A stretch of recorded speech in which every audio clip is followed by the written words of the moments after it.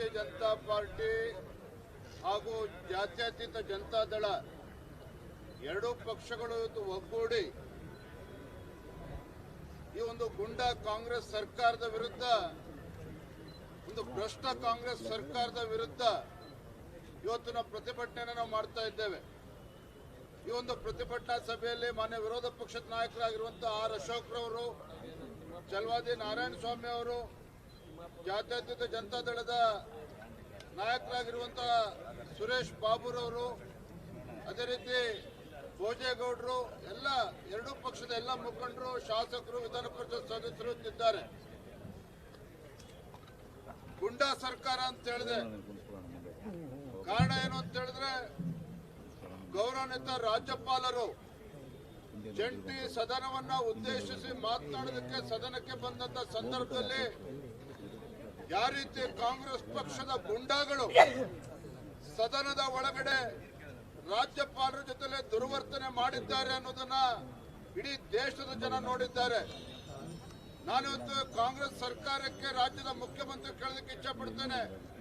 ಇವತ್ತು ರಾಜ್ಯಪಾಲರು ಅಂತ ಹೇಳಿದ್ರೆ ಜೀತದಾಳು ಅಂತೇಳಿ ಭಾವಿಸಿದಂತೆ ಕಾಣ್ತಾ ಇದೆ.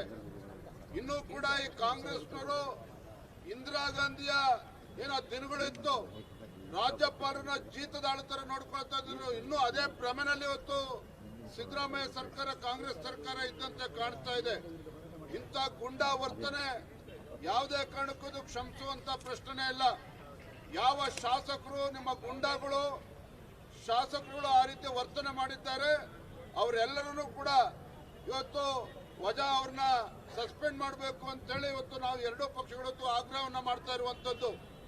ಯಾವ ರೀತಿ ರಾಜ್ಯಪಾಲರನ್ನ ದುರ್ಬಳಕೆ ಮಾಡಿಕೊಂಡು ಈ ದೇಶದಲ್ಲಿ 90 ಬಾರಿ ರಾಷ್ಟ್ರಪತಿ ಆಡಳಿತವನ್ನ ಹೇಳಿರ್ತಕ್ಕಂಥ ಅಪಕೀರ್ತಿ ಕಾಂಗ್ರೆಸ್ ಪಕ್ಷಕ್ಕೆ ಸಲ್ತದೆ. ಹಾಗಾಗಿ ಇಂಥ ಕಾಂಗ್ರೆಸ್ ಸರ್ಕಾರದಿಂದ ಪ್ರಜಾಪ್ರಭುತ್ವದ ರಕ್ಷಣೆ ಆಗ್ಲಿ, ರಾಜ್ಯಪಾಲರಿಗೆ ಗೌರವ ಕೊಡ್ತಕ್ಕಂಥದ್ದಾಗ್ಲಿ ಯಾವ ಕೂಡ ಇವರಿಗೆ ಅರ್ಥ ಆಗೋದಿಲ್ಲ. ಎರಡನೇದಾಗಿ ಗುಂಡಾ ಸರ್ಕಾರ ಯಾಕೆ ಅಂತ ಹೇಳಿದ್ರೆ, ಬಳ್ಳಾರಿನಲ್ಲಿ ನಮ್ಮ ಶಾಸಕರಾಗಿರ್ತಕ್ಕಂಥ ಮಾಜಿ ಸಚಿವರು ಜನಾರ್ದನ್ ರೆಡ್ಡಿ ಅವರ ಮನೆ ಮೇಲೆ ಯಾವ ರೀತಿ ಒಬ್ಬ ಆಡಳಿತ ಪಕ್ಷದ ಶಾಸಕ, ಒಬ್ಬ ಗುಂಡಾ ಭರತ್ ರೆಡ್ಡಿ ಯಾವ ರೀತಿ ಗುಂಡಾರಿಸಿ ತಮ್ಮ ಕಾರ್ಯಕರ್ತರನ್ನು ಕೂಡ ಬಲಿ ತಕ್ಕೊಂಡ್ರು, ಜನಾರ್ದನ್ ರೆಡ್ಡಿ ಅವರ ಜೀವಕ್ಕೂ ಕೂಡ ಇವತ್ತು ಗಂಡಾಂತರ ತರುವಂತ ಕೆಲಸ ಮಾಡಿದ್ರು. ತದನಂತರದಲ್ಲಿ ಮೊನ್ನೆ ದಿನ ಮನೆಯನ್ನು ಸುಟ್ಟಿ ಹಾಕಿರುವಂತದ್ದು. ಈ ರಾಜ್ಯದಲ್ಲಿ ಒಂದು ಕಾನೂನು ಸುವ್ಯವಸ್ಥೆ ಇದೆಯೋ ಇಲ್ವೋ ಆ ರೀತಿ ಒಂದು ರೀತಿ ಪೊಲೀಸರನ್ನ ದುರ್ಬಳಕೆ ಮಾಡಿಕೊಂಡು ಇವತ್ತು ಶಾಸಕರೇ ಇವತ್ತು ಗುಂಡಾಗರ್ದಿಗೆ ಹಿಡಿದಿದ್ದಾರೆ ಅಂತ ಹೇಳಿದ್ರೆ ಇದನ್ನ ನೋಡ್ಕೊಂಡು ಹಾಗೆ ಸುಮ್ಮನೆ ಕೂರೋದಕ್ಕೆ ಇವತ್ತು ಸಾಧ್ಯ ಇಲ್ಲ. ಮೊನ್ನೆ ತರೀಕೆರೆನಲ್ಲಿ ನಮ್ಮ ಕಾರ್ಯಕರ್ತ ವಿಕಾಸ್ ಪುತ್ತೂರ್ ಅಲ್ಲಿ ಹಿಂದೂ ಸಂಗಮದಲ್ಲಿ ಮಾತನಾಡಬೇಕು ಅಂತೇಳಿ ತಿಳಿದಂತ ಸಂದರ್ಭದಲ್ಲಿ ಭಾಷಣ ಮಾಡಕ್ಕೆ ಪ್ರಾರಂಭ ಮಾಡೋ ಮುಂಚಿತವಾಗಿನೇ ಪೊಲೀಸ್ ಅಧಿಕಾರಿಗಳು ಬಂದು ನೋಟಿಸ್ ಕೊಡ್ತಾರೆ ಅಂತ ಹೇಳಿದ್ರೆ ದ್ವೇಷ ಭಾಷಣದ ನೋಟಿಸ್ ಅನ್ನ ಕೊಡ್ತಾರೆ. ದ್ವೇಷ ಭಾಷಣ ಕಾಯ್ದೆ ಇನ್ನೂ ಕೂಡ ಇತ್ಯರ್ಥ ಆಗಿಲ್ಲ, ಇನ್ನೂ ಕೂಡ ಪಾಸ್ ಆಗಿಲ್ಲ. ಹೆಂಗೆ ನಿಮ್ಮ ಪೊಲೀಸ್ ಅಧಿಕಾರಿಗಳು ಬಂದು ನಮ್ಮ ಕಾರ್ಯಕರ್ತರಿಗೆ ಭಾಷಣ ಮಾಡೋಕ್ಕೂ ಮುಂಚೆ ನೋಟಿಸ್ ಕೊಡ್ತಾರೆ, ಇವತ್ತು ನಾವು ಪಾಕಿಸ್ತಾನದಲ್ಲಿದ್ದೇವ, ಬಾಂಗ್ಲಾದೇಶದಲ್ಲಿದ್ದೇವ ಅಂತೇಳಿ ರಾಜ್ಯದ ಜನ ಇವತ್ತು ಪ್ರಶ್ನೆ ಮಾಡ್ತಾ ಇದ್ದಾರೆ. ಗುಂಡಾಗರ್ದಿಗೆ ಇವತ್ತು ಇಳಿದಿರ್ತಕ್ಕಂಥದ್ದು ಬರೀ ಕಾಂಗ್ರೆಸ್ ಶಾಸಕರಲ್ಲ, ಕಾಂಗ್ರೆಸ್ ಕಾರ್ಯಕರ್ತರಷ್ಟೇ ಅಲ್ಲ, ಇಡೀ ಸರ್ಕಾರವೇ ಇವತ್ತು ಗುಂಡಾಗರ್ದಿಗೆ ಇಳಿದಿರುವಂತದ್ದು. ಮತ್ತೊಂದು ಕಡೆ ಭ್ರಷ್ಟಾಚಾರ, 6,000 ಕೋಟಿ ಭ್ರಷ್ಟಾಚಾರ ನಡೆದಿದೆ ಅನ್ನೋದು ಇವತ್ತು ಜಗಜ್ಜಾಹೀರಾಗಿದೆ.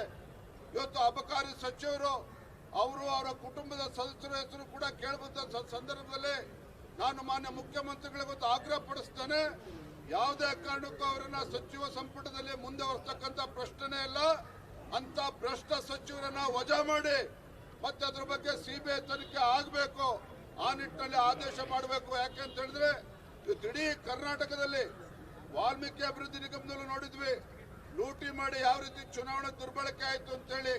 ಇವತ್ತು ಇಡೀ ರಾಜ್ಯದಲ್ಲಿ ಗ್ರಾಮೀಣ ಭಾಗದಲ್ಲೂ ಕೂಡ ದಿನಸಿ ಅಂಗಡಿಯಲ್ಲೂ ಕೂಡ ಇವತ್ತು ಹೆಂಡ ಮಾರಿಸುವಂತ ಕೆಲಸ ಇವತ್ತು ರಾಜ್ಯ ಸರ್ಕಾರ ಈ ಮಟ್ಟಕ್ಕೆ ಇಳಿದಿದೆ ಅಂತ ಹೇಳಿದ್ರೆ ಇಡೀ ಕರ್ನಾಟಕ ರಾಜ್ಯವನ್ನ ಕುಡುಕರ ರಾಜ್ಯವನ್ನಾಗಿ ಮಾಡಕ್ ಹೊರಟಿದೆ ಸಿದ್ದರಾಮಯ್ಯ ಸರ್ಕಾರ. ಒಂದ್ ಕಡೆ ಗೃಹಲಕ್ಷ್ಮಿ ಅಂತ ಹೇಳ್ತಾರೆ, ಮತ್ತೊಂದು ಕಡೆ ಗ್ರಾಮೀಣ ಭಾಗದ ಆ ಬಡ ಕುಟುಂಬದ ಜೀವನವನ್ನ ಹಾಳು ಮಾಡುವಂತ ಕೆಲಸ ಮುಖ್ಯಮಂತ್ರಿಗಳೇ ಹೇಳಿದಿರ್ತಕ್ಕಂಥದ್ದು.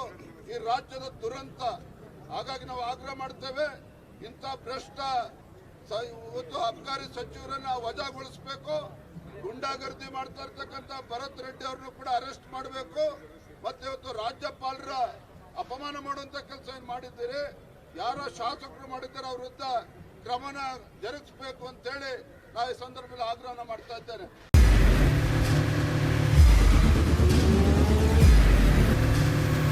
ಪ್ರಜಾಮಾರ್ಗ ನ್ಯೂಸ್, ಇದು ಜನಸಾಮಾನ್ಯರ ಧ್ವನಿ. ನಮಸ್ಕಾರ.